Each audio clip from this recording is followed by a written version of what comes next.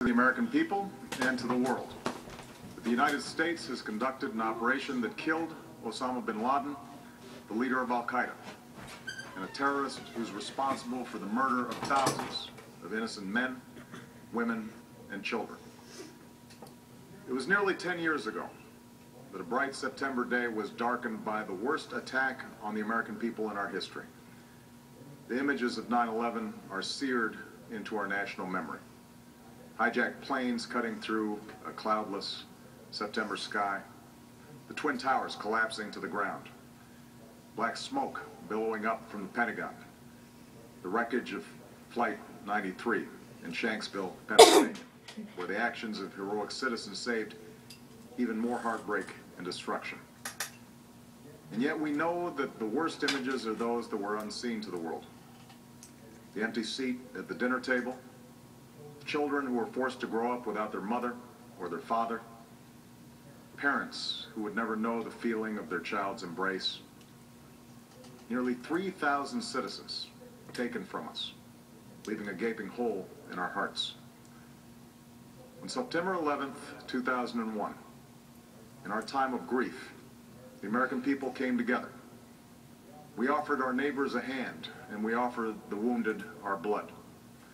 We reaffirmed our ties to each other and our love of community and country. On that day, no matter where we came from, what God we prayed to, or what race or ethnicity we were united as one American family. We were also united in our resolve to protect our nation and to bring those who committed this vicious attack to justice. We quickly learned that the 9/11 attacks were carried out by Al-Qaeda, an organization headed by Osama Bin Laden, which had openly declared war on the United States and was committed to killing innocents in our country and around the globe. And so we went to war against Al-Qaeda to protect our citizens, our friends, and our allies. Over the last 10 years, thanks to the tireless and heroic work of our military and our counterterrorism professionals, we've made great strides in that effort. We've disrupted terrorist attacks and strengthened our homeland defense. In Afghanistan, we removed the Taliban government, which had given Bin Laden and Al-Qaeda safe haven and support. And around the globe, we worked with our friends and allies to capture or kill scores of Al-Qaeda terrorists, including several who were a part of the 9/11 plot. Yet, Osama Bin Laden avoided capture and escaped across the Afghan border into Pakistan. Meanwhile, Al-Qaeda continued to operate from along that border and operate through its affiliates across the world. And so shortly after taking office, I directed Leon Panetta, the director of the CIA, to make the killing or capture of Bin Laden the top priority of our war against Al-Qaeda, even as we continued our broader efforts to disrupt, dismantle, and defeat his network. Then, last August, after years of painstaking work by our intelligence community, I was briefed on a possible lead to Bin Laden. It was far from certain, and it took many months to run this thread to ground. I met repeatedly with my national security team as we developed more information about the possibility that we had located Bin Laden hiding within a compound deep inside Pakistan. And finally, last week, I determined that we had enough intelligence to take action and authorized an operation to get Osama Bin Laden and bring him to justice. Today, at my direction, the United States launched a targeted operation against that compound in Abbottabad, Pakistan. A small team of Americans carried out the operation with extraordinary courage and capability. No Americans were harmed. They took care to avoid civilian casualties. After a firefight, they killed Osama Bin Laden and took custody of his body. For over 2 decades, Bin Laden has been Al-Qaeda's leader and symbol, and has continued to plot attacks against our country and our friends and allies. The death of Bin Laden marks the most significant achievement to date in our nation's effort to defeat Al-Qaeda. Yet his death does not mark the end of our effort.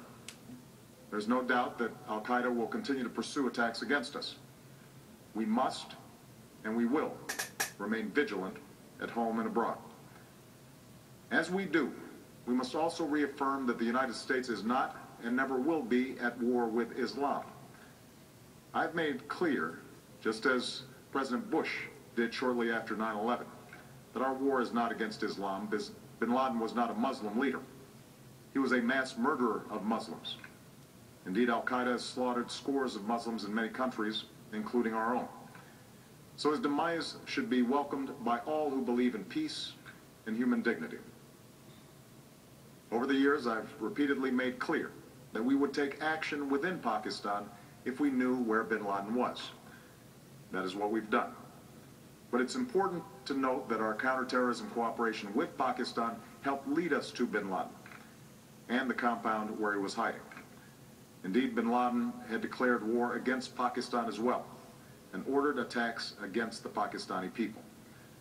Tonight, I called President Zardari, and my team has also spoken with their Pakistani counterparts. They agree that this is a good and historic day for both of our nations. And going forward, it is essential that Pakistan continue to join us in the fight against Al-Qaeda and its affiliates. The American people did not choose this fight. It came to our shores and started with the senseless slaughter of our citizens. After nearly 10 years of service, struggle, and sacrifice, we know well the costs of war. These efforts weigh on me every time I, as Commander-in-Chief, have to sign a letter to a family that has lost a loved one, or look into the eyes of a service member who's been gravely wounded. So Americans understand the costs of war. Yet, as a country, we will never tolerate our security being threatened, nor stand idly by when our people have been killed. We will be relentless in defense of our citizens and our friends and allies. We will be true to the values that make us who we are. And on nights like this one, we can say to those families who have lost loved ones to Al-Qaeda's terror, justice has been done. Tonight, we give thanks to the countless intelligence and counterterrorism professionals who've worked tirelessly to achieve this outcome. The American people do not see their work, nor know their names. But tonight, they feel the satisfaction of their work and the result of their pursuit of justice.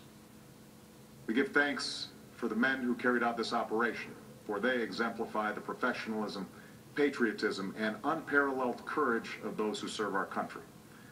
And they are part of a generation that has borne the heaviest share of the burden since that September day. Finally, let me say to the families who lost loved ones on 9/11 that we have never forgotten your loss, nor wavered in our commitment to see that we do whatever it takes to prevent another attack on our shores. And tonight, let us think back to the sense of unity that prevailed on 9/11. I know that it has at times frayed. Yet today's achievement is a testament to the greatness of our country and the determination of the American people. The cause of securing our country is not complete, but tonight we are once again reminded that America can do whatever we set our mind to. That is the story of our history. Whether it's the pursuit of prosperity for our people or the struggle for equality for all our citizens, our commitment to stand up for our values abroad, and our sacrifices to make the world a safer place. Let us remember that we can do these things not just because of wealth or power, but because of who we are. One nation, under God, indivisible, with liberty and justice for all. Thank you. May God bless you, and may God bless the United States of America.